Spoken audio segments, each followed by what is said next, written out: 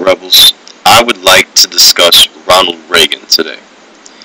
Now, I grew up and I couldn't get my hair cut without hearing about how Ronald Reagan basically fucked over every ghetto-ass black person in the whole country.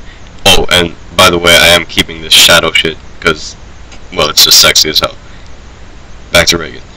I couldn't grow up without hearing about how Ronald Reagan screwed over the lower class of our country.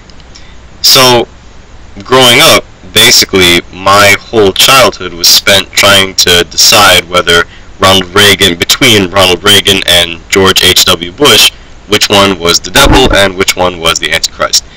So, let's discuss Reagan, because there are a lot of you out there who are Reagan fans and Reagan haters. So, here's my thoughts on the man.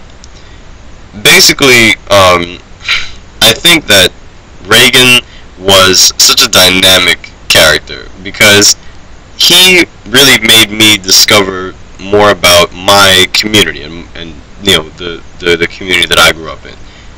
The way I always understood the whole gang mechanism is the fact that if you're a gang member, you're a gang recruiter, and you want to get new people, new kids into your gang, the best place to do it is at school. So gangs, like the military, go to schools to recruit kids. Now, they're not obviously going to go, hit kids up at recess. They wait for school to be out, and they'll, like a lot of the kids that I grew up with got recruited, by dudes that just stood right at the corner, right off school property, and just collected them. And, it just, years of like seeing my friends get picked up, with rides with these guys. And, the greatest combat to that has always been after school programs. And like it's funny because I always saw gang members and the military being so like converse, because the military has all this jargon about righteousness, good, protect our country, honor, valor. Replace it in any military slogan. Replace every time they say country with hood, and just say it back to yourself. It'll fucking scare you. But anyway, after school was always the target, because gangs aren't gonna, again, like the military, are not gonna go off to some corporate office building where everybody's grown and everybody has a future and a job. They go to high schools where kids are crazy as hell, angry as hell, hormones shooting in every which direction, and they all want to kill each other or kill something.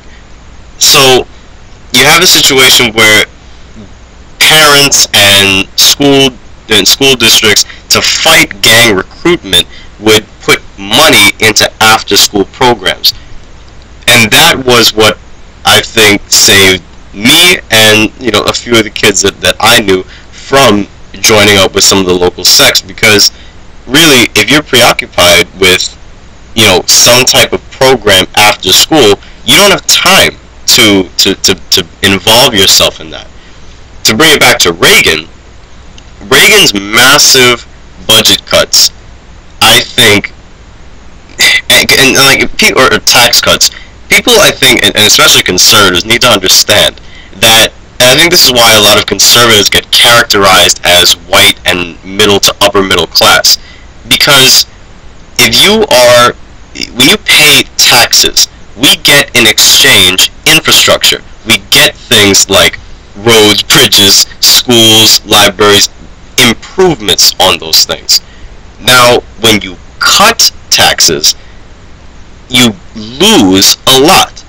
Because, again, Reagan's whole Reaganomic theory of putting a couple $1,000 more, if that, into the average person's pocket sounds great when when you're upper middle class. It sounds even better if you're one of Ronald Reagan's corporate sponsors, who, because again, 20% of somebody's tax cut, for some people that's like $250, but for corporations it's like $10 million, because again, its percent is in scale. But I digress. when you have tax cuts like Ronald Reagan era tax cuts, you have massive education budget cuts. And when you cut education's budget, after school programs are the first to go. So when when a lot of my when a lot of my barbers were in school, those after school programs, they were the first things to get cut, and that is what sent them right in their kids right into the waiting hands of the Crips. So you have a situation where a lot of this anti-Reagan sentiment and anti-Republican sentiment comes from the black community. And you have to understand that in that context it makes quite a bit of sense. And again, you have to ask yourself, if Ronald Reagan is interested in doing two things: satisfying his corporate sponsors, and because again he was the most famous corporate sponsor guy out there at the time, was the had massive corporate sponsorship to his campaign. Ronald Reagan was a corporate guy, so his tax cuts greatly benefited the very wealthy in this country and the very large corporations, multinational and national, at the expense of the lower classes, specifically the black community, but lower classes in general. Because again, Eminem's family was just as much affected as Tupac's family by those budget cuts. Because again, you have a situation where after school programs, which are the largest deterrent to gang recruitment, can now no longer be funded in a lot of these poor districts. So again, Ronald Reagan to me is a president who sacrificed people who he cared nothing about for people he cared everything about.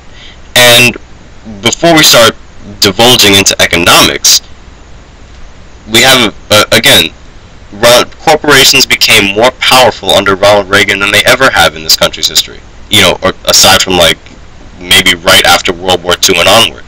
So yes, for a short time the economy was doing very well under Reagan, but again, the economy was doing well for who?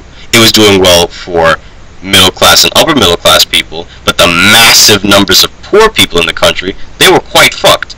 So before we start, again, let's not, because I can already hear the comments coming of, it was a good economy, it was a bad economy. There is no such thing as a good economy and a bad economy, or the country's doing well, the country's not doing well. There's always a large group of people in this country all throughout its history that have always been doing poorly and have always been doing very well. Even in the 1930s, Great Depression, people were making fortunes. 1930s, Great Depression, millions were suffering. You have to put all of it in context. But with Reagan, his long-term economic impact has proven to be quite miserable, because now, look at what caused this economic recession that we're in now. Corporate irresponsibility, corporate gambling, corporate exploitation of workers. Wages have stayed flat in America since the 1970s. That's never happened before. And Ronald Reagan only fed this situation. So my thought is, Ronald Reagan was a president who set the bar very high for greedy corporate sellouts. I'm not a supporter of Democrat, Republican, conservative, liberal. I don't believe in that shit. I have my own political thoughts on things, but with Ronald Reagan in particular, I personally can't stand that asshole. And I think that he has done more damage to my people personally, but in general, people who he does not care about, i.e. people who have no bread, people who have no cake. Because if you're willing to just cut your losses with poor people like that, you're an asshole to me. And I think it's a very, very good lesson in what not to do as far as corporate power is concerned. So, that's it. Hit me back. Again, fight the power, viva Che, and fuck John Wayne. God bless America, as always.